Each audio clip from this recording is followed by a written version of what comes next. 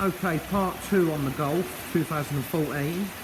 So to show you the back leaks now, we've got the hose up behind the rear bumper, which is splashing on the rear air vents.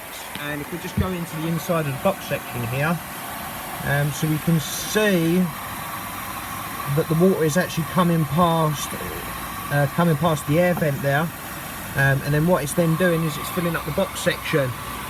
So if we look in the bottom there, so we can see that the water's coming in. And if we just come over to the driver's side as well, so we can see that that's leaking in, as well as we can see a load of water in that box section. So once the box section then fills up, what it would do is exit from this point here, and then what it would then do is run down here, fill up the back boot, as well as use this as a guide, and then go down underneath the back seats, as we can see there. So there we go, that's what we found so far.